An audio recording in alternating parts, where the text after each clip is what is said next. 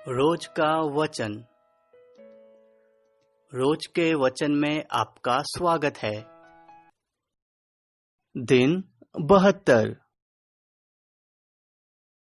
तुम मेरी न सुनोगे और इन सब आज्ञाओं को न मानोगे और मेरी विधियों को निकम्मा जानोगे और तुम्हारी आत्मा मेरे निर्णयों से घृणा करे और तुम मेरी सब आज्ञाओं का पालन न करोगे वरन मेरी वाचा को तोड़ोगे, तो मैं तुमसे यह करूंगा, अर्थात मैं तुमको बेचैन करूंगा और क्षयी रोग और ज्वर से पीड़ित करूंगा और इनके कारण तुम्हारी आंखें धुंधली हो जाएगी और तुम्हारा मन अति उदास हो जाएगा और तुम्हारा बीज बोना व्यर्थ होगा, क्योंकि तुम्हारे शत्रु उसकी उपज खा लेंगे और मैं भी तुम्हारे विरुद्ध हो जाऊंगा और तुम अपने शत्रुओं से हार जाओगे और तुम्हारे बैरी तुम्हारे ऊपर अधिकार करेंगे और जब कोई तुमको खदेड़ता भी न होगा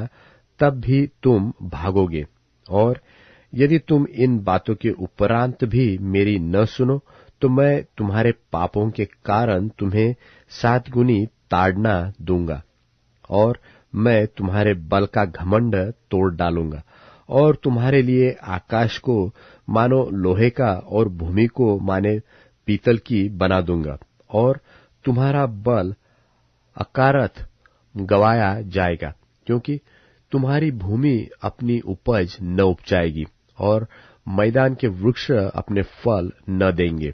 और यदि तुम मेरे विरुद्ध चलते ही रहो और मेरा कहना न मानो तो मैं तुम्हारे पापों के अनुसार तुम्हारे ऊपर और 7 गुना संकट डालूंगा और मैं तुम्हारे बीच वन पशु भेजूंगा जो तुमको निर्वंश करेंगे और तुम्हारे घरेलू पशुओं को नाश कर डालेंगे और तुम्हारी गिनती घटाएंगे, जिससे तुम्हारी सड़कें सुनी पड़ जाएगी।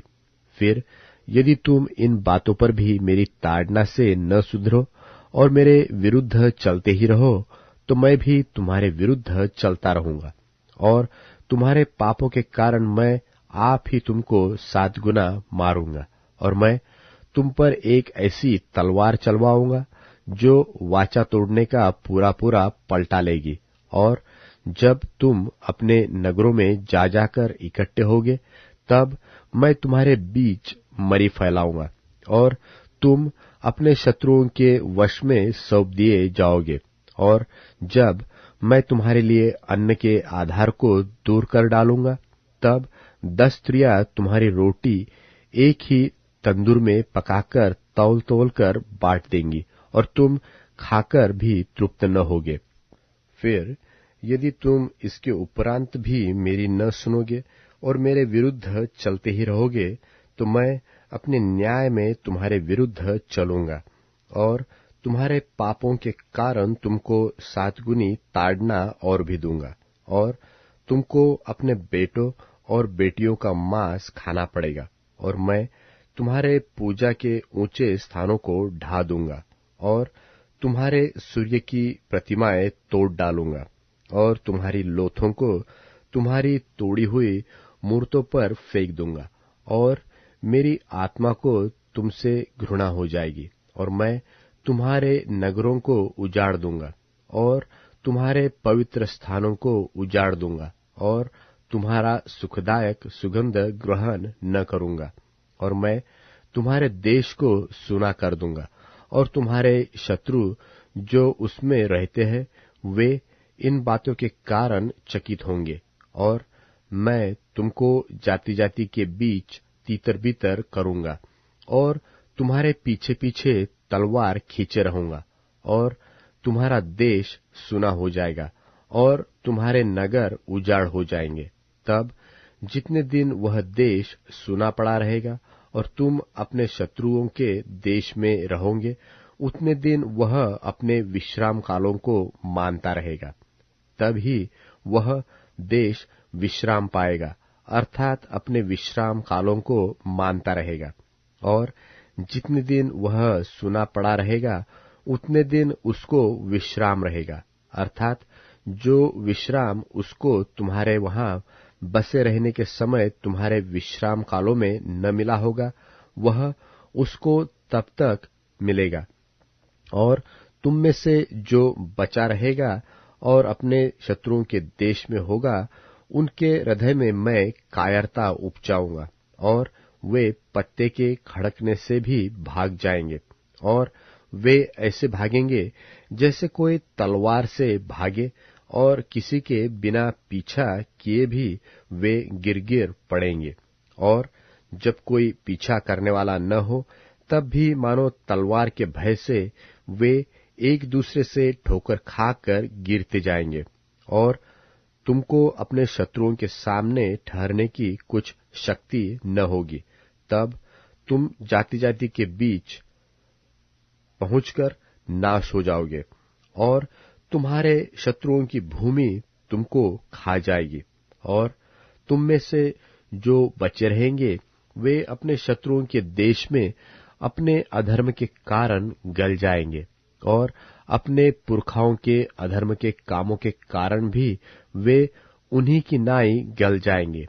तब वे अपने और अपने पितरों के अधर्म को मान लेंगे, अर्थात उस विश्वासघात को जो वे मेरा करेंगे, और यह भी मान लेंगे कि हम यहोवा के विरुद्ध चले थे। इसी कारण वह हमारे विरुद्ध होकर हमें शत्रुओं के देश में ले आया है। यदि उस समय उनका खतना रहित हृदय दब जाएगा और वे उस समय अपने अधर्म के दंड को अंगीकार करेंगे, तब जो वाचा मैंने याकूब के संग बांधी थी, उनको मैं स्मरण करूंगा, और जो वाचा मैंने इसहाक से और जो वाचा मैंने इब्राहिम से बांधी थी, उनको भी स्मरण करूंगा, और इस देश को भी मैं स्मरण करूंगा।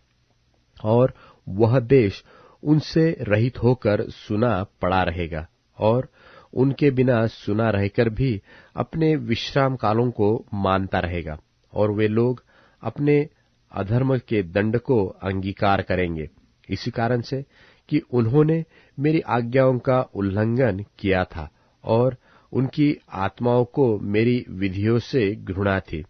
इतने पर भी जब वे अपने शत्रुओं के देश में होंगे, तब मैं उनको इस प्रकार नहीं छोड़ूंगा, और न उनसे ऐसी घृणा करूंगा कि उनका सर्वनाश कर डालूं और अपनी उस वाचा को तोड़ दूं जो मैंने उनसे बांधी है, क्योंकि मैं उनका परमेश्वर यहोवा हूं। परंतु मैं उनके भलाई के लिए उनके पितरों से बांधी हुई वाचा को स्मरण करूंगा, जिन्हें मैं अन्य जातियों की आंखों के सामने मिस्र देश से निकालकर लाया, कि मैं उनका परमेश्वर ठहरूं। मैं यहोवा हूं। जो विधि और नियम और व्यवस्था यहोवा ने अपनी ओर से इस्राएलियों के लिए सीनै पर्वत पर मूसा के द्वारा ठहराई थी,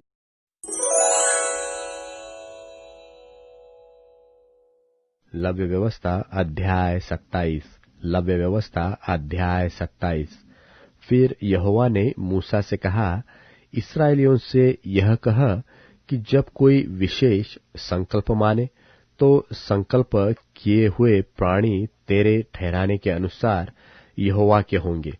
इसलिए यदि वह 20 वर्ष व उससे अधिक और 60 वर्ष से कम अवस्था का पुरुष हो, तो उसके लिए पवित्र स्थान के शेकेल के अनुसार 50 शेकेल का रुपया ठहरे, और यदि वह स्त्री हो तो 30 शेकेल ठहरे। फिर यदि उसकी अवस्था 5 वर्ष व उससे अधिक और 20 वर्ष से कम की हो, तो लड़के के लिए तो 20 शेकेल और लड़की के लिए 10 शेकेल ठहरे। और यदि उसकी अवस्था 1 महीने व उससे अधिक और 5 वर्ष से कम की हो, तो लड़के के लिए तो 5 शेकेल और लड़की के लिए 3 शेकेल ठहरे। फिर यदि उसकी अवस्था 8 वर्ष की व उससे अधिक है, तो वह पुरुष हो तो उसके लिए 15 शेकेल और स्त्री हो तो 10 शेकेल ठहरे। परंतु यदि कोई इतना कंगाल हो कि याजक का ठहराया हुआ दाम न दे सके, तो वह याजक के सामने खड़ा किया जाए और याजक उसकी पूंजी ठहराए, अर्थात जितना संकल्प करने वाले से हो सके याजक उसी के अनुसार ठहराए। फिर जिन पशुओं में से लोग यहोवा को चढ़ावा चढ़ाते हैं, यदि ऐसों में से कोई संकल्प दिया जाए तो जो पशु कोई यहोवा को दे वह पवित्र ठहरेगा। वह उसे किसी प्रकार से न बदले, न तो वह बुरे की संति अच्छा और न अच्छे की संति बुरा दे। और यदि वह उस पशु की संति दूसरा पशु दे तो वह और उसका बदला दोनों पवित्र ठहरेंगे। और जिन पशुओं में से लोग यहोवा के लिए चढ़ावा नहीं चढ़ाते, ऐसों में से यदि वह हो तो वह उसको याजक के सामने खड़ा कर दे। तब याजक पशु के गुण अवगुण दोनों विचार कर उसका मोल ठहराए, और जितना याजक ठहराए उतना मोल उतना ही उसका ठहरे। और यदि संकल्प करने वाला उसे किसी प्रकार से छुड़ाना चाहे तो जो मोल याजक ने ठहराया हो उसमें उसका 5वां भाग और बढ़ा कर दे। फिर यदि कोई अपना घर यहोवा के लिए पवित्र ठहराकर संकल्प करे तो याजक उसके गुण अवगुण दोनों विचार कर उसका मोल ठहराए, और जितना याजक ठहराए उतना मोल उसका ठहरे। और यदि घर का पवित्र करने वाला उसे छुड़ाना चाहे तो जितना रुपया याजक ने उसको मोल ठहराया हो उसमें वह 5वां भाग और बढ़ाकर दे, तब वह घर उसी का रहेगा। फिर यदि कोई अपनी निज भूमि का कोई भाग यहोवा के लिए पवित्र ठहराना चाहे तो उसका मोल इसके अनुसार ठहरे कि उसमें कितना बीज पड़ेगा। जितना भूमि में होमेर भर जौ पड़े उतनी का मोल 50 शेकेल ठहरे। यदि वह अपना खेत जुबिली के वर्ष ही में पवित्र ठहराए तो उसका दाम तेरे ठहराने के अनुसार ठहरे। और यदि वह अपना खेत जुबिली के वर्ष के बाद पवित्र ठहराए तो जितने वर्ष दूसरे जुबिली के वर्ष के बाकी रहे उन्हीं के अनुसार याजक उसके लिए रुपये का हिसाब करे। तब जितना हिसाब में आए उतना याजक के ठहराने से कम हो। और यदि खेत का पवित्र ठहराने वाला उसे छुड़ाना चाहे तो जो दाम याजक ने ठहराया हो उसमें वह 5वां भाग और बढ़ा कर दे, तब खेत उसी का रहेगा। और यदि वह खेत को छुड़ाना न चाहे व उसने उसको दूसरे के हाथ बेचा हो तो खेत आगे को कभी न छुड़ाया जाए, परंतु जब वह खेत जुबली के वर्ष में छूटे तब पूरी रीति से अर्पण किए हुए खेत की नाई यहोवा के लिए पवित्र ठहरे, अर्थात वह याजक ही की निज भूमि हो जाए। फिर यदि कोई अपना मोल लिया हुआ खेत जो उसकी निज भूमि के खेतों में का न हो यहोवा के लिए पवित्र ठहराए तो याजक जुबली के वर्ष तक का हिसाब करके उस मनुष्य के लिए जितना ठहराए उतना ही वह यहोवा के लिए पवित्र जानकर उसी दिन दे दे। और यदि जुबली के वर्ष में वह खेत उसी के अधिकार में जिससे वह मोल लिया गया हो फिर आ जाए, अर्थात जिसकी वह निज भूमि हो उसी की फिर हो जाए। और जिस जिस वस्तु का मोल याजक ठहराए उसका मोल पवित्र स्थान ही के शेकेल के हिसाब से ठहरे, शेकेल 20 गेरा का ठहरे।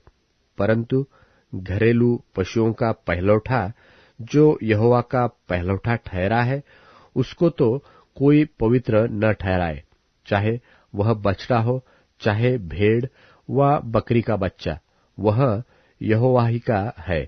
परंतु यदि वह अशुद्ध पशु का हो तो उसका पवित्र ठहराने वाला उसको याजक के ठहराए हुए मोल के अनुसार उसका 5वां भाग और बढ़ाकर छुड़ा सकता है।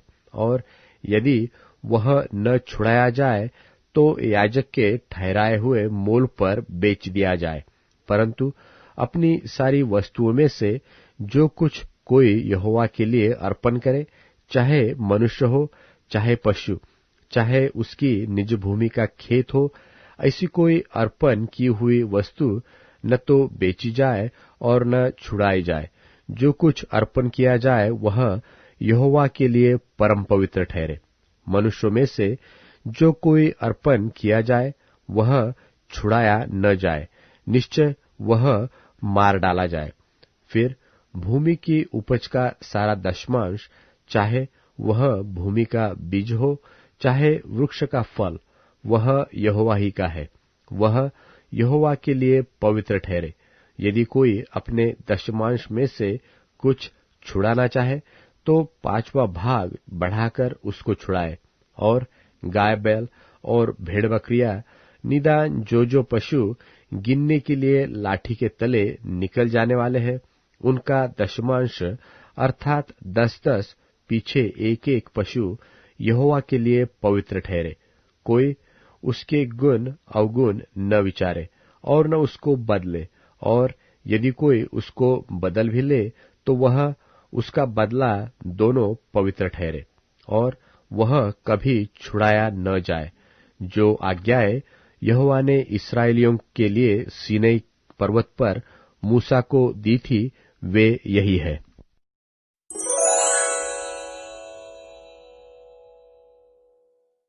लूका रचित सुसमाचार। लूका के अनुसार सुसमाचार।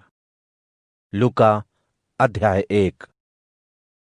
जो कुछ हमारे बीच में होता रहा है उन सभी बातों के बारे में दूसरे लोगों ने भी लिखा है। परमेश्वर के वादों को पूरा होते हुए उनके शिष्यों ने और दूसरे लोगों ने देखा था। है थियोफिलुस, सभी बातों की छानबीन करके मैंने सावधानी से सब कुछ लिखने का इरादा किया, ताकि तुम यह जान लो कि जो शिक्षा तुमने पाई है वह पूरी तरह से खरी है। यहूदियों के राजा हेरोदेस के समय अबिया के दल में जकरिया नाम का एक पुरोहित था। उसकी पत्नी एलिजाबेथ हारून के वंश की थी। परमेश्वर पिता की निगाह में वे दोनों खरा जीवन बिताते थे। वे सभी आज्ञाओं और रीति विधियों को बहुत सावधानी से मानते थे। एलिजाबेथ के बांझ होने की वजह से उनकी कोई औलाद नहीं थी और अब तो वे बूढ़े हो गए थे। प्रार्थना भवन में एक बार उसके दल की बारी होने के कारण वह वहां सेवा में लगा था। प्रथा के अनुसार पर्ची उठाए जाने के द्वारा उसे भवन में पवित्र जगह में जाकर धूप जलाने का काम मिला था। धूप जलाए जाने के समय लोगों का एक बड़ा झुंड बाहर खड़ा प्रार्थना कर रहा था। धूप की वेदी की दाहिनी तरफ प्रभु का एक स्वर्गदूत उसे दिखाई पड़ा। उसे देखते ही जकरिया घबरा गया और डर ने उसे जकड़ लिया। लेकिन स्वर्गदूत ने उससे कहा, हे जकरिया, डरो मत, क्योंकि तुम्हारी विनती सुन ली गई है, और तुम्हारी पत्नी एलिजाबेथ से तुम्हें एक बेटा होगा। उसका नाम तुम यूहन्ना रखना। तुम्हें बड़ी खुशी होगी और दूसरे लोग भी उसके जन्म से खुश होंगे। प्रभु की निगाह में वह महान होगा। वह ना शराब पिएगा और ना कोई नशीली चीज लेगा। वह अपनी मां के गर्भ से ही पवित्र आत्मा से भरपूर होगा। वह बहुत से इस्राएलियों का मन उनके परमेश्वर पिता की तरफ कर देगा। वह एलिया की आत्मा और ताकत में बढ़ता जाएगा, ताकि बहुत से पिताओं के मन को अपने बच्चों की तरफ और अनाज्ञाकारी मनों को सच्चे ज्ञान की तरफ मोड़े, जिससे वे लोग परमेश्वर पिता के लिए तैयार हों। जकरिया ने स्वर्गदूत से कहा, मैं ये कैसे जानूंगा, क्योंकि मैं और मेरी पत्नी तो बूढ़े हो चुके हैं। स्वर्गदूत ने उससे कहा, मैं जिब्राइल हूं और सर्वशक्तिमान की उपस्थिति में रहता हूं। मैं तुम्हें यह अच्छी खबर देने के लिए भेजा गया हूं। देखो, जिस दिन तक ये बातें पूरी ना हो तब तक तुम बोल ना सकोगे। ऐसा इसलिए क्योंकि तुमने मेरी बातों पर, जो अपने समय में पूरी होंगी, शक किया। इसी बीच जकरिया के बाहर आने का इंतजार करने वाले झुंड को यह आश्चर्य लगा कि वह इतनी देर भवन में क्यों रह गया। जब वह बाहर आया तो वह बोल नहीं पा रहा था। तब वह समझ गए कि प्रार्थना भवन में उसने जरूर कोई दर्शन देखा होगा, इसीलिए वह गूंगा हो गया था और हाथों से इशारा कर रहा था। जब उसका प्रार्थना भवन में सेवा करने का समय खत्म हुआ, तब वह अपने घर चला गया। कुछ समय बाद उसकी पत्नी एलिजाबेथ गर्भवती हुई और 5 महीने तक उसने इस बात को छिपा कर रखा। उसने कहा, लोगों के बीच में से मेरी बदनामी दूर करने के लिए प्रभु ने मेरे लिए ऐसा किया है।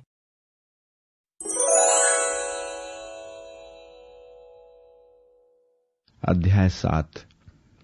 मेरे पुत्र, मेरे वचनों का पालन कर, मेरी आज्ञाओं को निधि के सदृश हृदय में रख। यदि तू मेरी आज्ञाओं का पालन करेगा और तू जीवित रहेगा, अपनी आंखों की पुतली के सदृश मेरी शिक्षाओं को बहुमूल्य जान। उनको अंगूठी के समान अपनी अंगुलियों में पहन, उनको अपने हृदय पटल पर लिख, और बुद्धि से यह बोल, तू मेरी बहन है। समझ को अपनी सखी कह, ताकि तेरी यह बहन और सखी तुझको पराई स्त्री से बचाएं, व्यभिचारिणी स्त्री के मीठे बोलों से तेरी रक्षा करें।